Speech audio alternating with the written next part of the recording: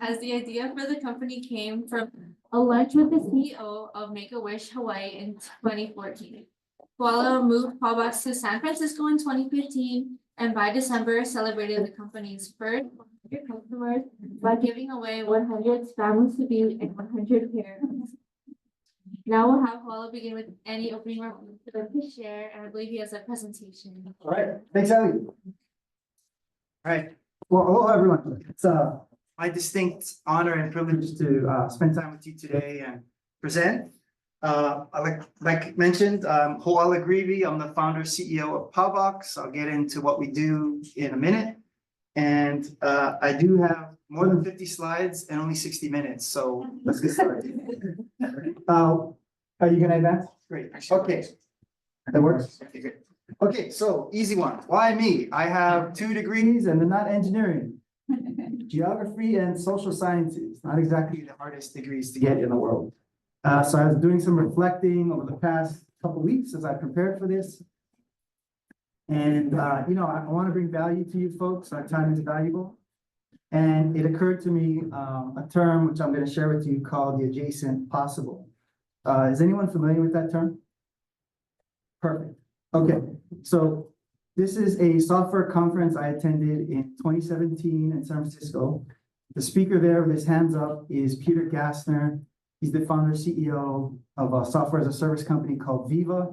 Very successful, publicly traded, took it from zero to IPO. And every 3 weeks, he likes to do lunch with someone not in his industry, takes the ideas he learned from them to apply it in his business. And this term adjacent possible is when you have 2 things that may or may not overlap and use them in your creativity to create something new. Does any of this sound familiar? That's why we're here, right? So I do want to pause and say tremendous thank you to Brennan for the leadership vision and creativity of this leadership speakers series. And I feel a lot better now applying this concept to why I'm here today, because not everything I'm going to tell you folks is going to be applicable. But my objective today is that a few of this stuff will, and you can apply it in your careers to create something new and advance in life. So that being said, the guy with the geography degree, let's get into it. Oh, and also the adjacent possible from the people I've seen do it, high sign of intelligence and leadership. So Brennan, thanks again. Very cool what you're doing. Very cool. Okay, a little about me. 3 words: Hokulani, Washington, McKinley. You guys get it? All right, that's me. My parents met at a Stop H3 rally in the 70s.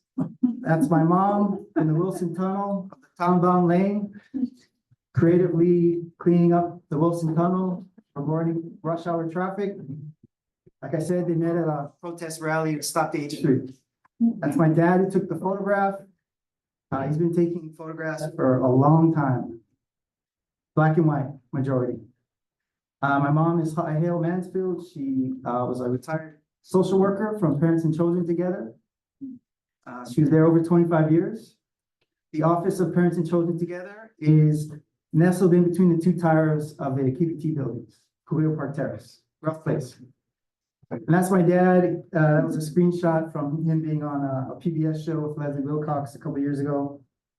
In some circles, he's known as the photographer of the Hawaiian sovereignty movement.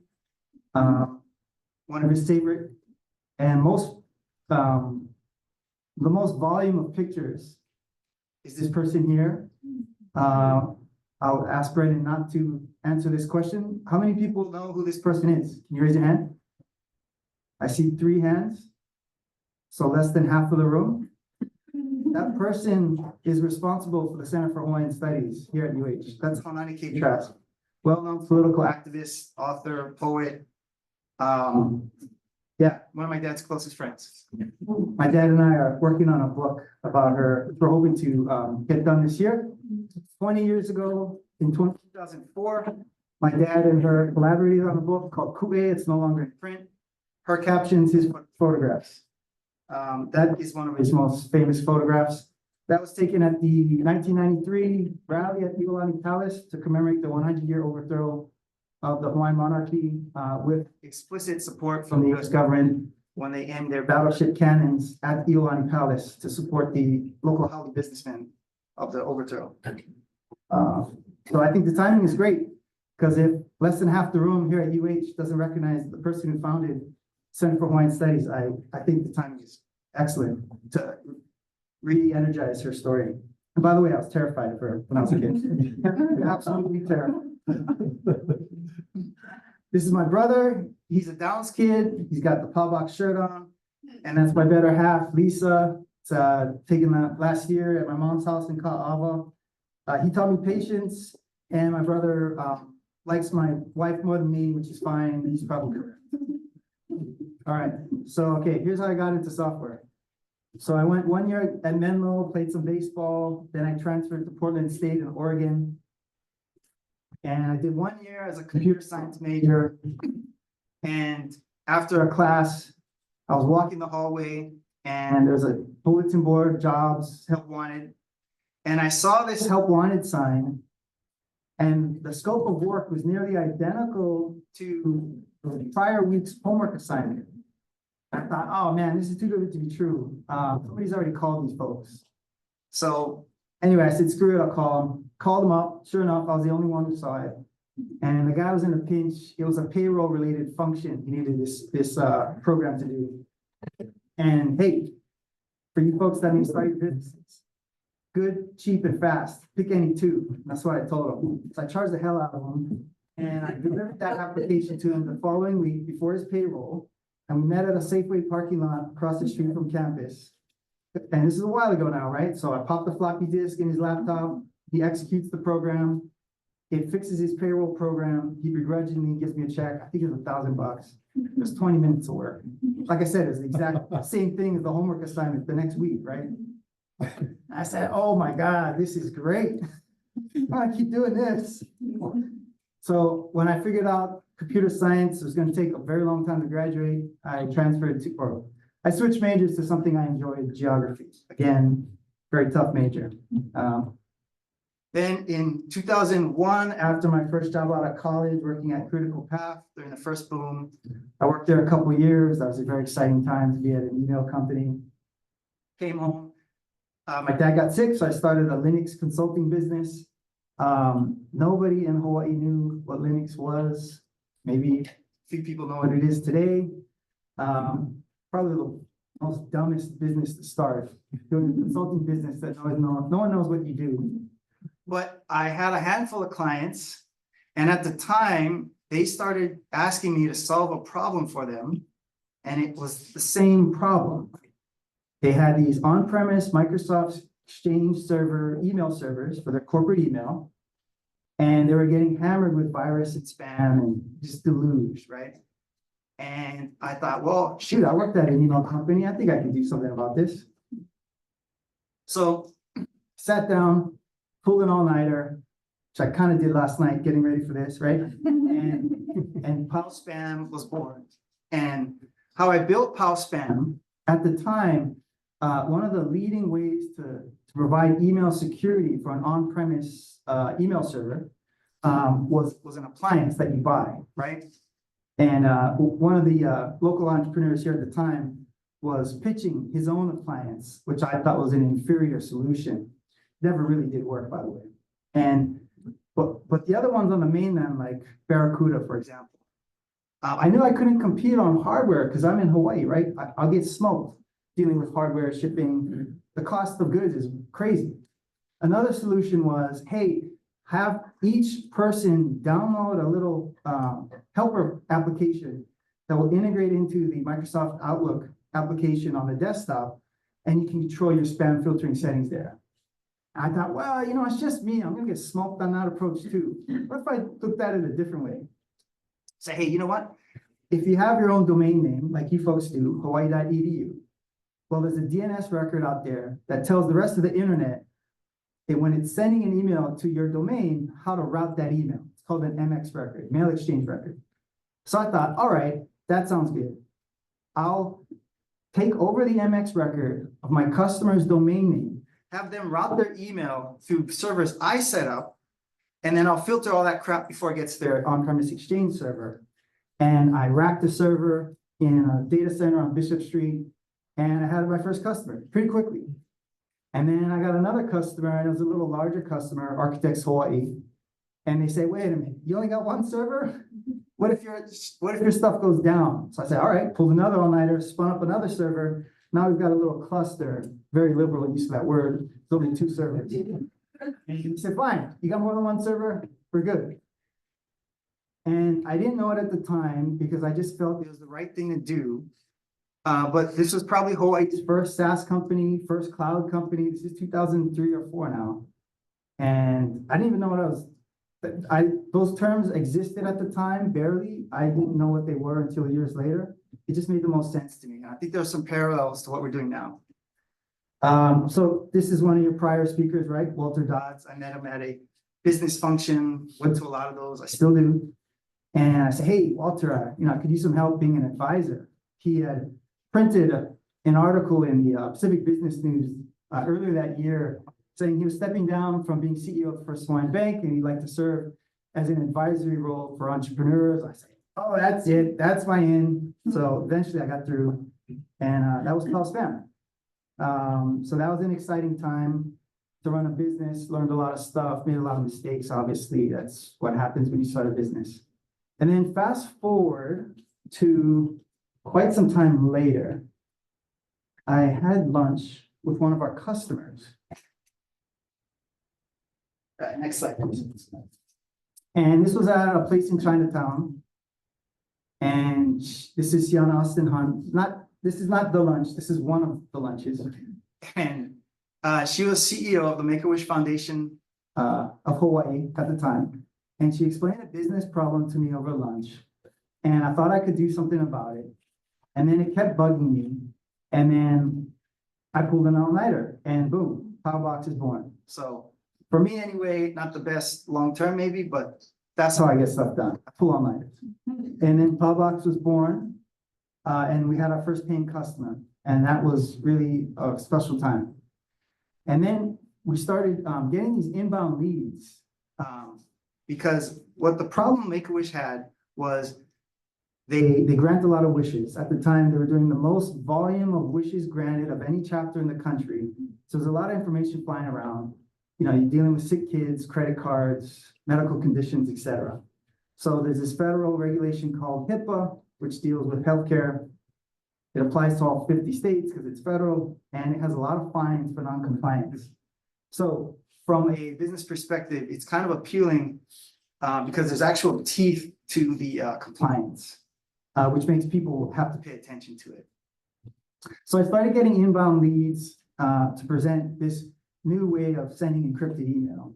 And what happened was I do a demo on the phone, person on the mainland, and they'd say, wow, how come this is 10 times better than Microsoft and Google? And you're calling me from an 808 area code. I think all you do is surf all day. This must be a gimmick. Click.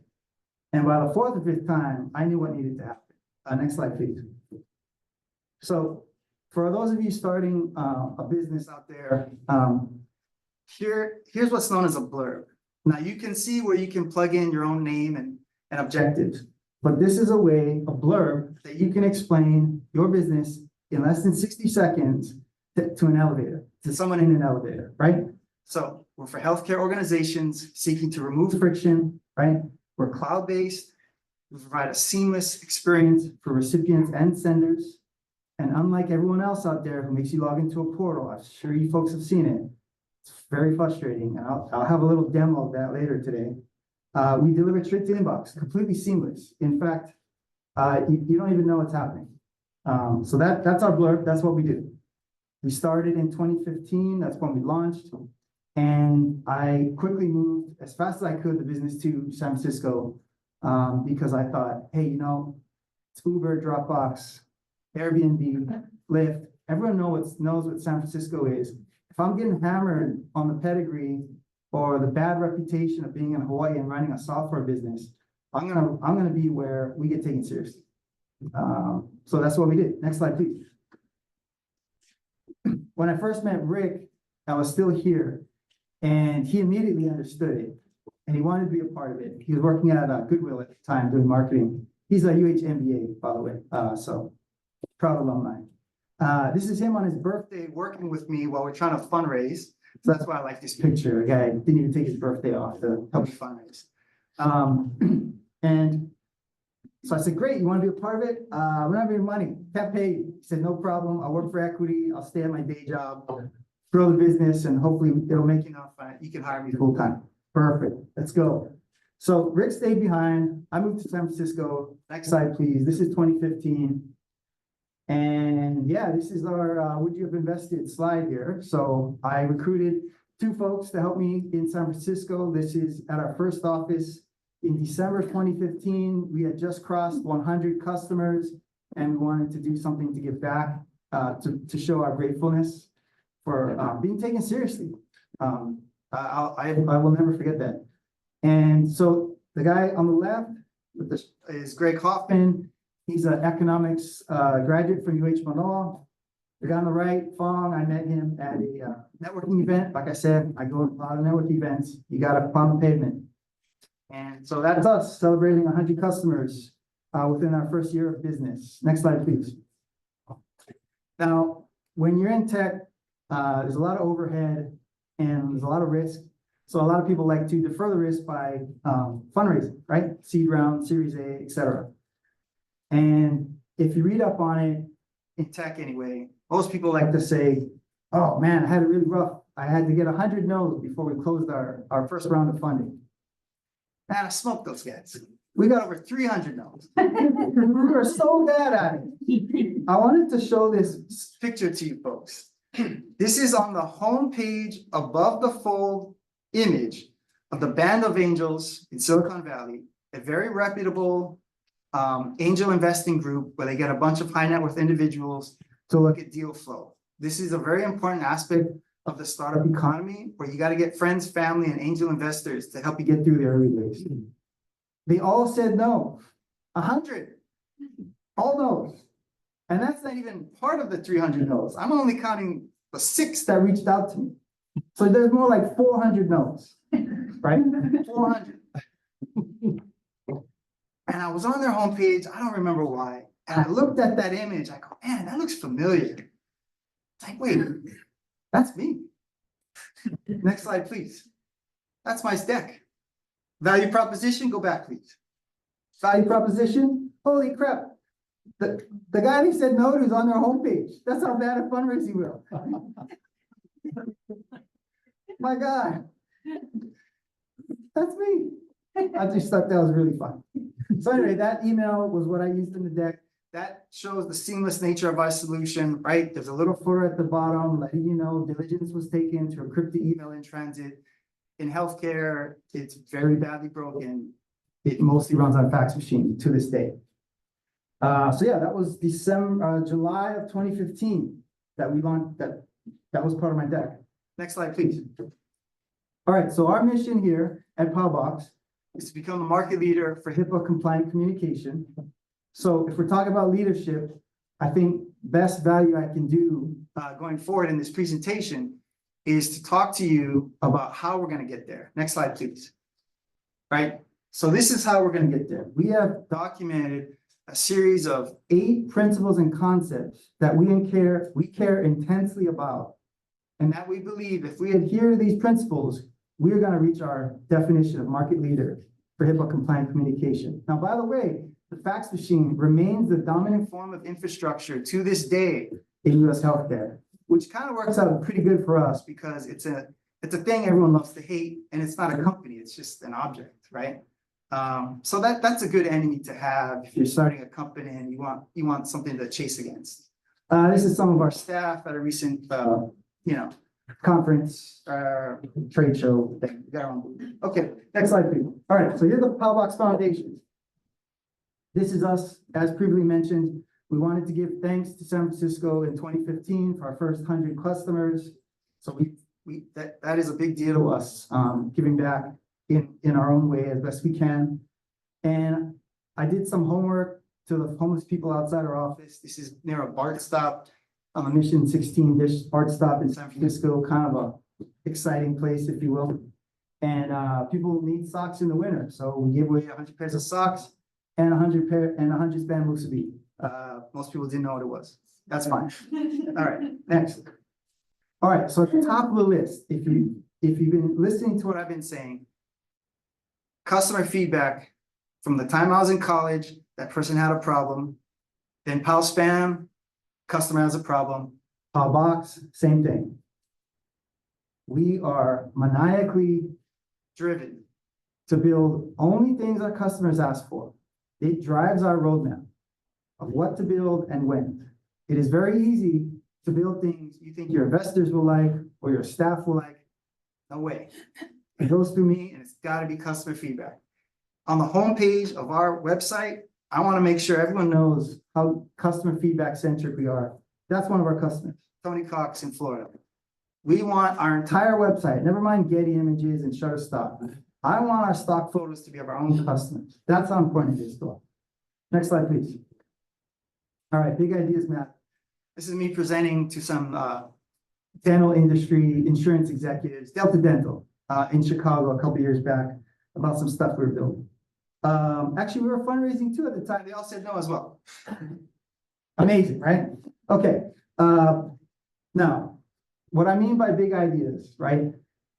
What big ideas are trends and themes that don't change over time. And if they don't change over time, then you can spend money, attention, and resources to those ideas because you always know they'll be there. So as an example, I know with 100% confidence in 10 years, when I get on a plane to go visit a customer in Florida or Texas or wherever it is, I know with 100% probability, they're not going to say, Hoala, really love Powbox, but could you make it less secure? Big fan of Powbox, but could you bake in more downtime? It's a little too reliable. Or, hey, did you make that harder to use? I could use more portals and clicks in my life, right? So if we know the big ideas behind our business are security, reliability, and ease of use, we always know it's a good idea to spend time and money on them. That is a powerful way to look at your business. There is absolutely no guessing involved to success. You just got to execute. Now, we apply that to other things as well, which I'll get to. Next slide, please. GSD, I'm assuming you folks know what this means. Here's a funny story. This is 2015. There's a big healthcare conference. Everyone's talking about same guys I did the spam musubi thing with, right? You guys are gonna love this. We got no money, right? Zero. We got crappy seats, staying at some crappy place off the strip. It's in Las Vegas. 50,000 people attending this healthcare conference. We got to be there. We got to put our best foot forward because you know what? We might not be around next year. Who freaking knows, right? We got to give it. All right, let's get some attention. So I got on eBay and I bought the biggest, lumpiest camera I could find and I bought a mic. And we went around. Now this is during the primaries, kind of like how it is now.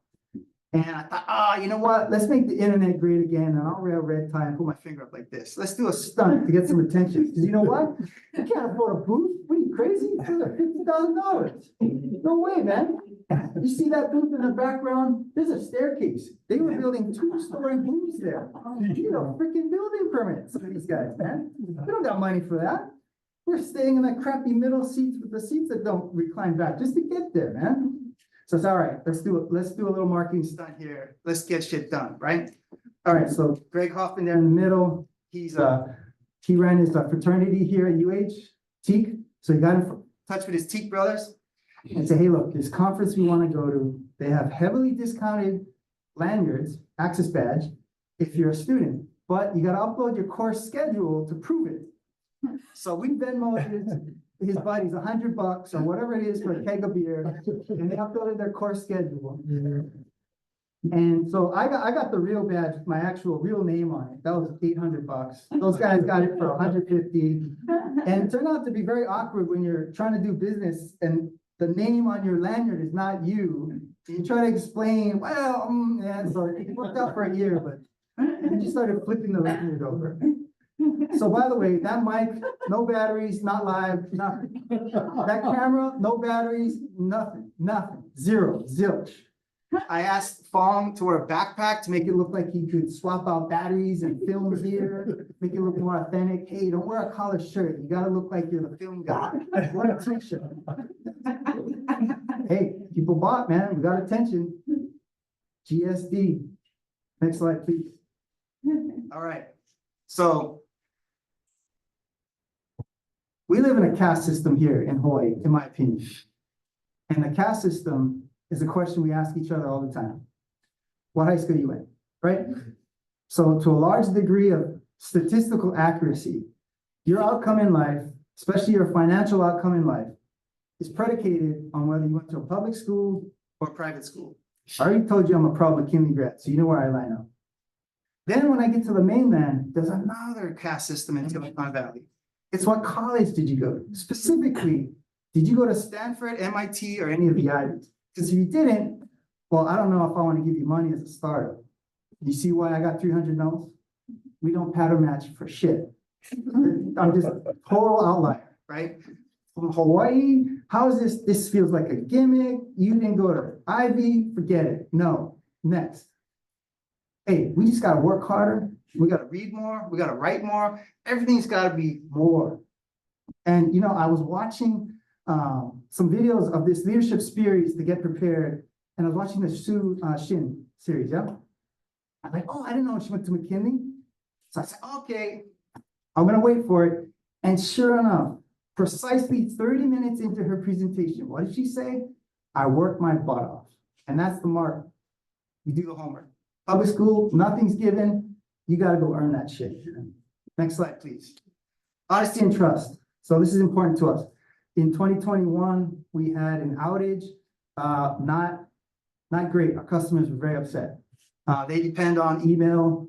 And we found out that day, it is really life and death for some of our customers. If certain emails aren't sent or received, someone might commit suicide, miss a surgery, high stress, right? So what did we do around this incident? All right, crisis management playbook here. Number one, acknowledge the problem. Not everyone does that if you read the papers, right? So that's the first part. We messed up. Number two, take responsibility. That's the second part. My fault. CEO, buck stops with me. Number three, overcorrect. At the time, we had phone support only for paid customers. I said, screw that.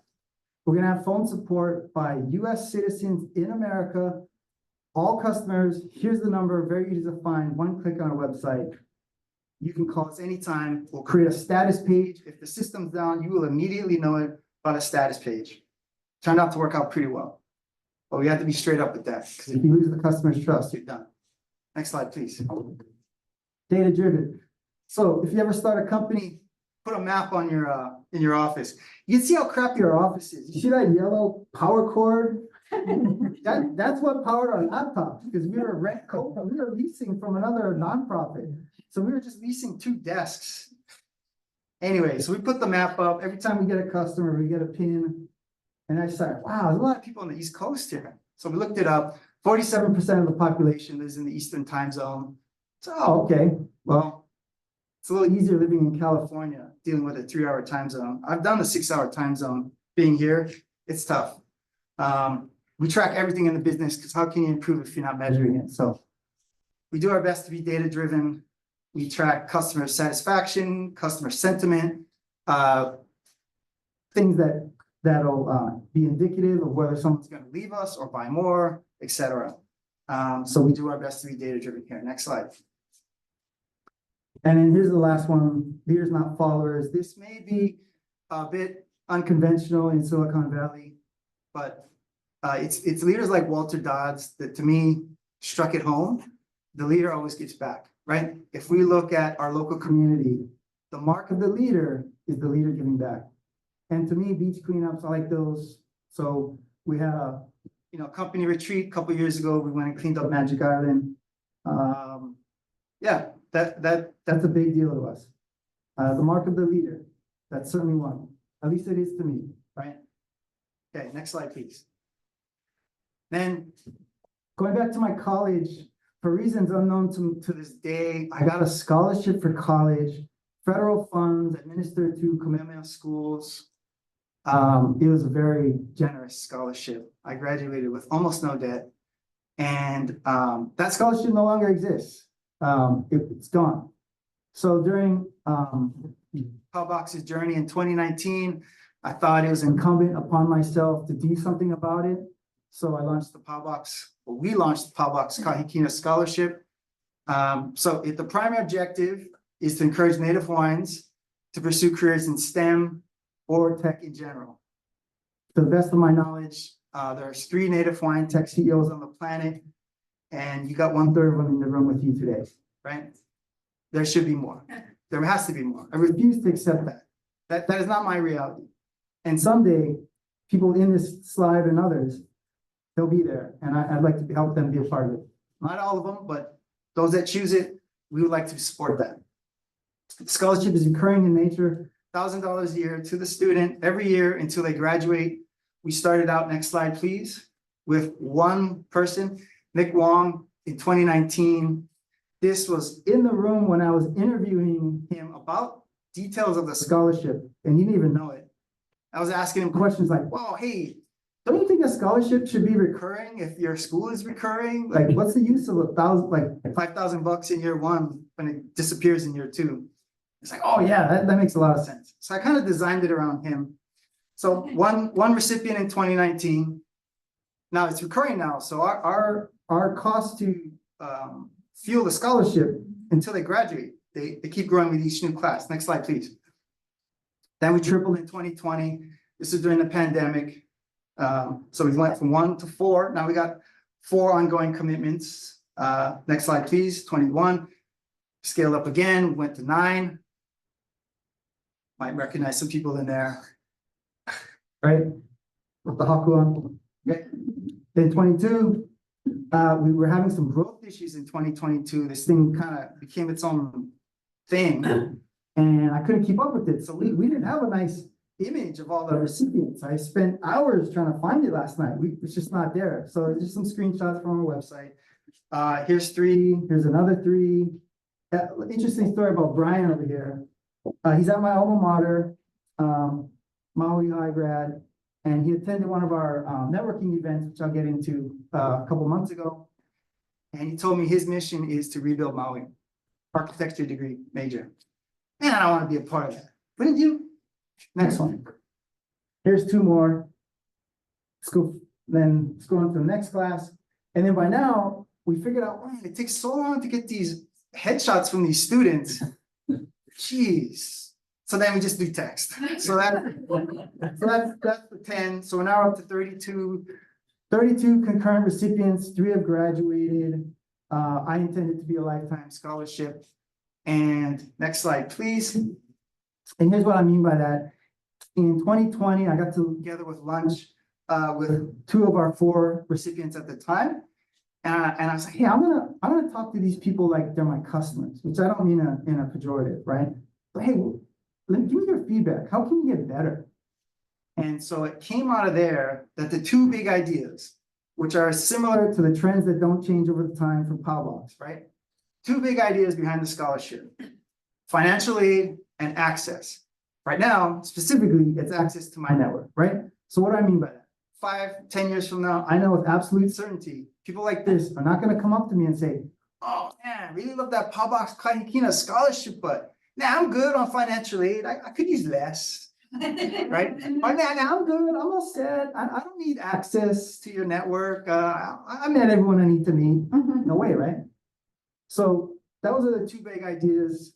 And we're constantly seeking to expand our network of advisors. We have an informal advisor network. And because we want to connect them, and maybe we can hyper and jumpstart their career by a couple of years, 4 years, 5 years, get them in touch with people, whether it's internships, the first job out of college, etc.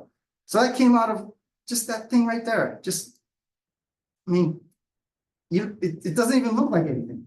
That's where it came from. Next slide. So then we started doing that thing again, right? Hey, let's do a winter networking lunch when the students are home, hopefully, because most of them are on the mainland. We'll get them in a room, get them on the Zoom. So this is again at the Pacific Club, a little bigger room. Okay, this is December. Next slide, please. Oh, then we get a bigger room, 40 or 50 people in here. My Apple Watch was registering nearly 100 decibels in the room. Big vibes, right? This time we invited one of our customers, Queen's Hospital. Hey man, they showed up in force, man. They showed up like 4 or 5 people, HR, nursing. And I'm like, where are the pre-meds? I want to sit next to the pre-meds.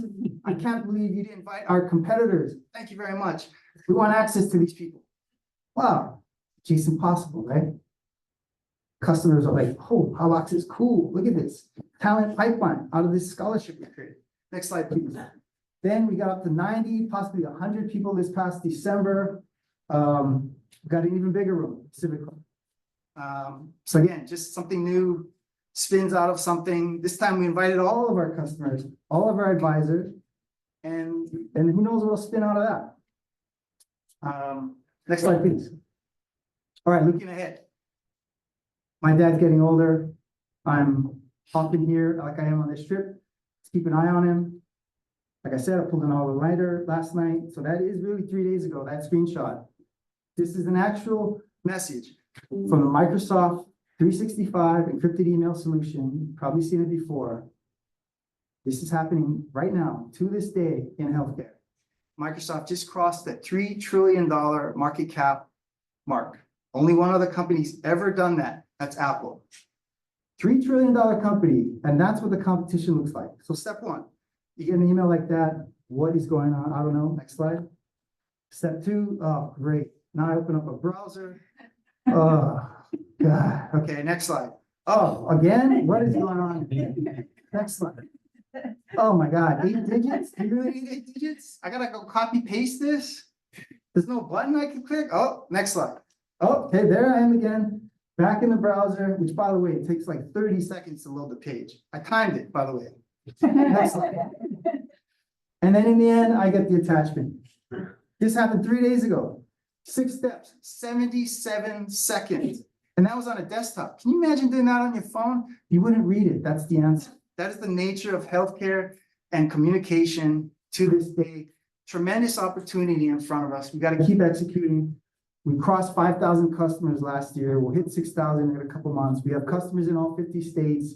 We have a decent amount of customers in Hawaii, Queens being one of them. Just so much more to go. And the focus on healthcare, I think, has been proven to be correct. Next slide, please. And then here's us. 1 email, 1 step, 2 seconds. Oh, by the way, that was 2015. 8 years they haven't copied us. That's how slow healthcare is. I mean, that's why people couldn't believe me having Pawbox here. Because that friction that you just saw has been like that for 8 years. And that's why we moved. We were not taken seriously. And you know what? Driven to win. Right? Irrationally driven. Next slide, please. Another thing looking forward to. Here's another thing I got on behalf of my dad, texting, right? So I got a text, area code, if you can't see it, 833. I don't even know where that is. I don't know who that is. And the message says, oh, here's a link for ABC transport services. Oh, what could go wrong, right? What could go wrong? Sure. All right. So I go, oh, what's this for? In the green, right? Doesn't say nothing. I think this is related to my dad, but ABC Transport, man, that sounds like they're gonna open up a puka in my bank account here. Sounds like BS. Next slide, please. So then I go and pay the thing. No mention of my dad, no mention of the service provided, just, hey, pay us 115 bucks. That is healthcare today. I'm living it. Tremendous opportunity to innovate on the texting side. And we're excited. Hell or high water, we're going to launch our own version of a HIPAA compliant texting service Q1 of this year. Again, another reason I pull all nighters. I'm helping the team there. And this is healthcare, man. I mean, this is it. This is horrendous. This is god awful. And isn't that ironic? The CEO of a HIPAA compliant communication company, you know. Anyway, next slide, please. Okay, so yeah, Q&A.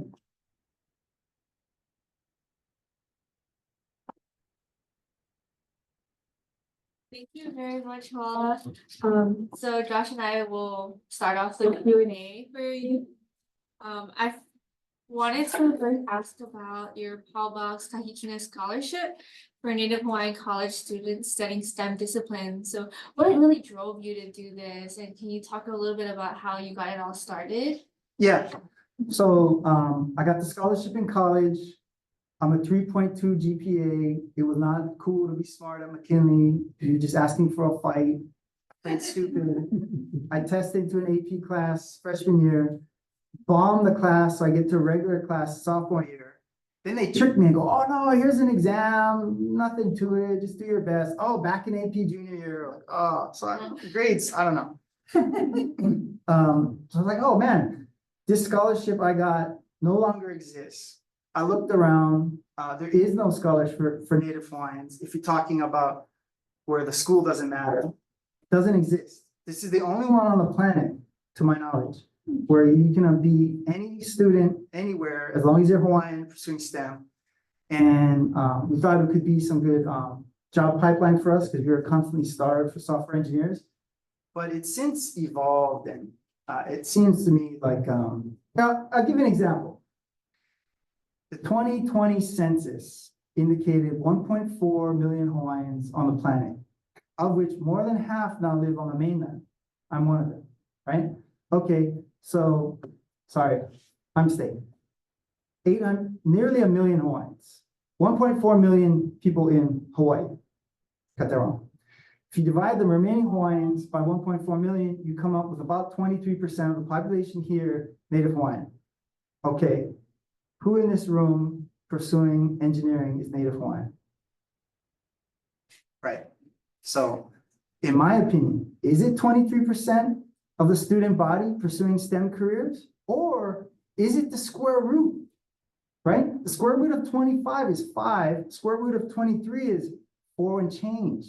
I'm willing to bet, without knowing anything about the College of Engineering, your Native Hawaiian populace is about 4 or 5%.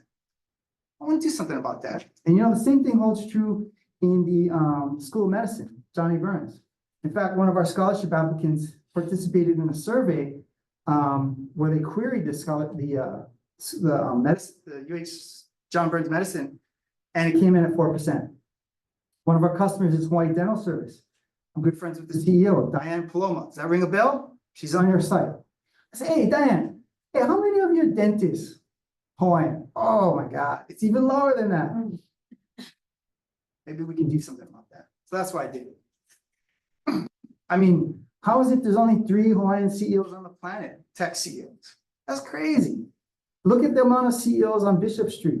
Is it 23% or is it 4 or 5%? Micah Kane being one of them. How many Micah Kanes are on Bishop Street?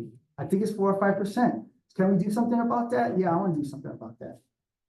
Yeah, I really like how you made it so that it's recurring as well, because there's so many scholarships available to first year students, but after that, it gets like less and less as you progress through college. Oh, yeah. Well, okay, so as you may have guessed, hyper-competitive nature, whatever it is, right? So my desire was to build the #1 scholarship for Native Hawaiians on the planet. And I thought, well, we can't compete on the money side. We just can't. But we can be smart about how the money is deployed. So the money goes to the student, not the school, not the parents, and it's recurring. And all we ask for in return is to stay in school and once a year do some content, whether it's a blog or vlog. Because we want to turn the students into a marketing engine.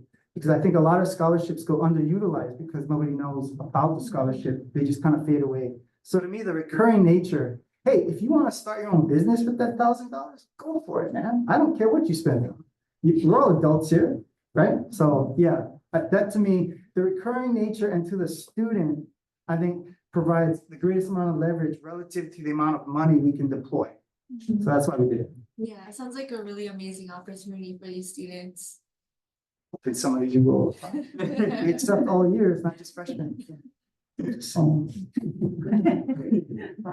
You mentioned about the adjacent possible. Yeah. And I was curious if you could just kind of like explain a little bit more about that and like some examples, I guess, in your life, you'd say. Well, this is certainly one of them, right? Mhm. Under Brandon's leadership. Yeah, I mean, shucks, the scholarship adjacent possible. We are creating actual sales pipeline from our own scholarship activities. And, you know, having the kids be the marketing engine, I don't know if anyone else doing that, but for us, we like content. And we need help because I realized the limitation on my time. So maybe we can do something more creative where we're big on content at the company because let's face it, Google and now ChatGPT, that's just how people find things, right? So we want to be at the top when people search for certain words like HIPAA compliant email. And the volume and the content and the authority of the content are what gets you to the number one rank, right?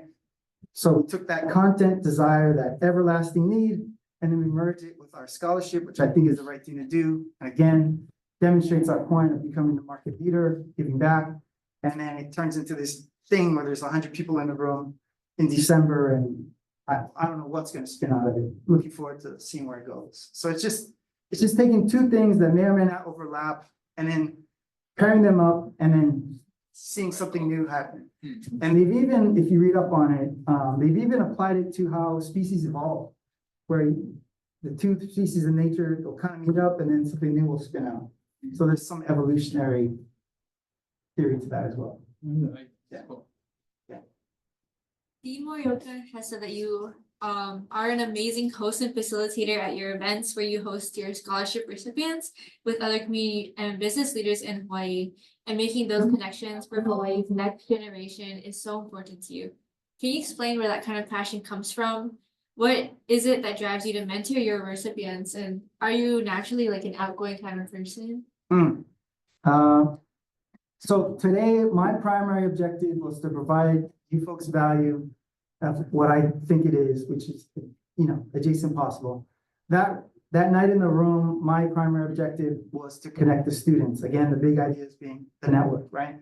So I had no problem interrupting people to move them into a different part of the room to meet certain people. I just thought that's what we're here for.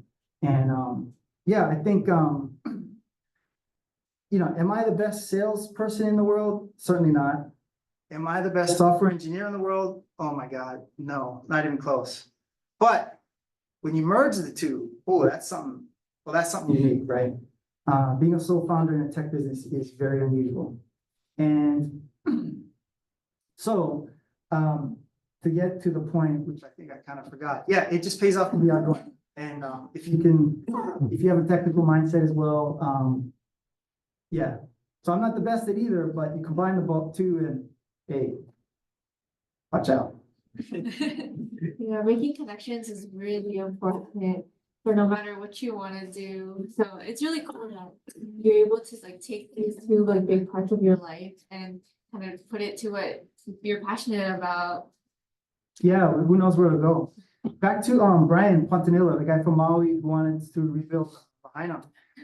He emailed me before the event. He's like, hey, you know, do you know anyone at Bowers Kubota? I said, no, but I'll figure it out. And sure enough, I got a woman who runs IT up there, and I made sure they met. And he flew in from Maui on his own dime. He stayed at a hotel on his own dime just to attend that event. So it was very important to me to provide him value that night, to make sure that woman was in the room because he wanted to get to know someone from Bowers Kubota. You know, this room is actually the Bowers and Kubota lecture hall. I'll let him know. So we can help with some of those connections. Yeah, oh, 100%. Brendan's already in the advisor network. It's an opt-out policy. You guys know what that is in email speak? Do you know what opt-out is in the email? There's opt-in and opt-out.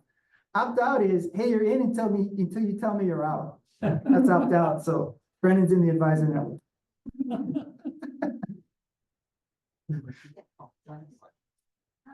You mentioned a few times, it's kind of dovetailing on the other questions, but that you had some time that you didn't have any money. Oh, yeah. And it was really hard, and I wanted to know what motivated you to keep going and how long that stretch lasted when you were. Yeah, that was a long time. Yeah. Okay, so back to data driven. So and customer feedback. So we knew when our customer entered a trial, we give them a 14-day trial. It just makes the selling easier. Let them try it, right? It's called the puppy dog close, actually.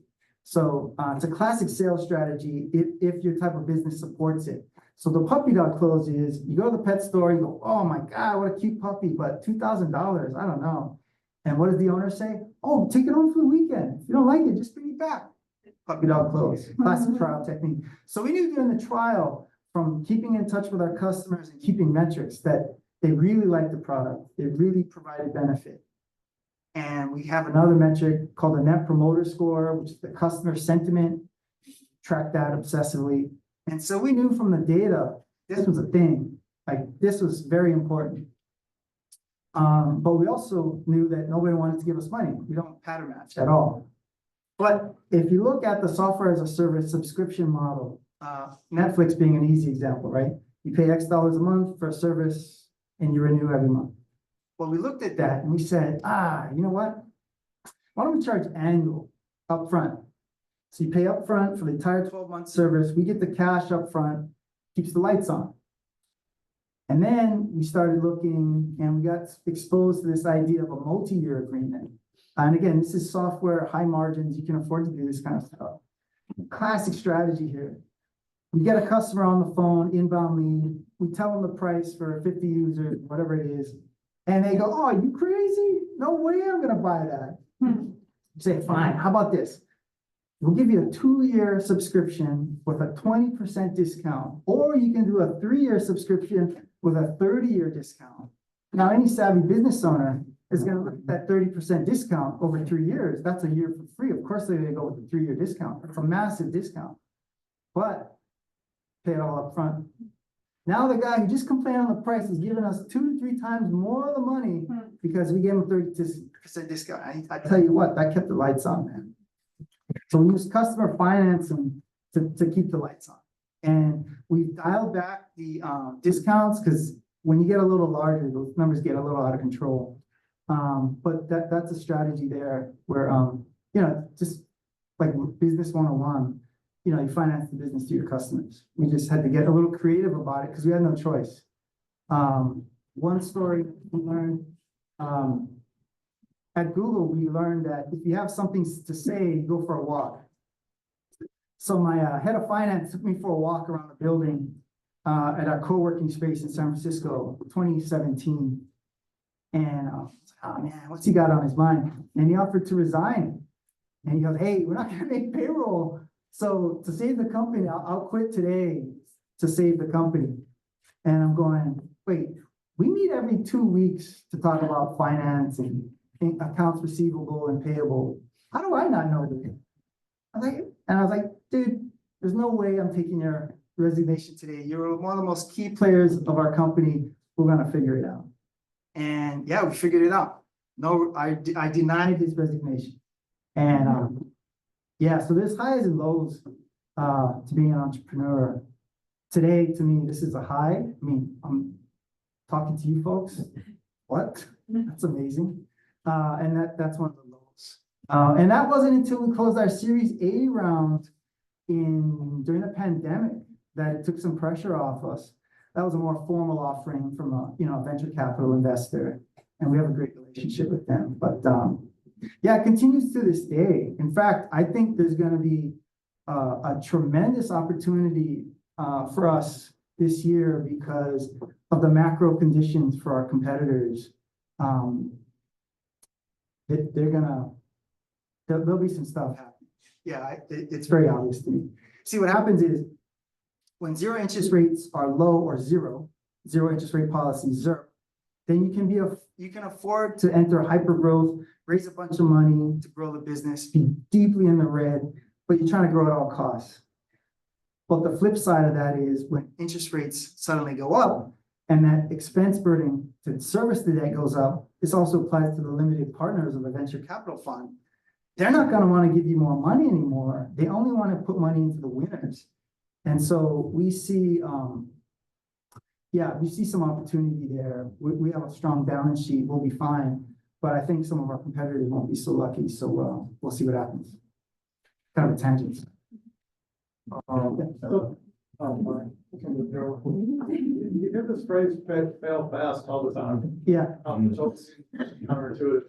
And you give a great, that means you I think those are 400 times. Yeah. It's gotta be a once in God, Yeah. but, outside of like raising funds, what is failing fast mean to you? Well, okay, so in software, that's definitely a thing. So, and to me, it feeds back to customer feedback, right? So a certain type of founder, usually the technical introverts, they want to build the perfect product that they can be proud of on launch. But what happens is they don't appreciate the window of opportunity for that product, right? So they spend all this time and money to launch the perfect product, but it never really is because they don't really actually talk to the customer. So they spend all this time on some button that no one ever clicks. And that to me is failing very slow because they never actually launch. It's just been beta and all this stuff. Forget that, man. Get out quick. It's probably something you're embarrassed of, but at least you got it in the hands of the customer. And then they'll tell you if it's a piece of shit or not, right? And then boom, now you know exactly what to do. And that to me, that's one example of failing fast. Another one is, hey, if it's just the wrong timing or wrong product, you probably just owe it to yourself to, put that to bed and, pursue something else. In between Pal Spam and Pal Box, I launched a game company called DareShare. And I needed users. So I recruited Greg Hoffman to be my student ambassador, and we would do demos here at University of Hawaii. It was just this silly thing where you dare your friends to do some stupid thing and post a picture. I'm glad it failed. No revenue model, not many users. Yeah. So, no stranger to that. Thank you. Wow. Thank you. I mean, hopefully you guys see exactly kind of why I love listening to it. I mean, he's a walking billboard for our product innovation class, right? The ENGR class that we teach lean startup methodology for our engineering students. And it's really because it's customer focused, right? It's customer solutions. It's asking what someone else wants or thinks is going to work for them, not what you think is best for them. And this is really the whole, I mean, this is it, right? In what we're trying to come across to many of our students. So I love his passion for not just his job, but also his want and desire to give back. And that story about his reception with his scholarship recipients.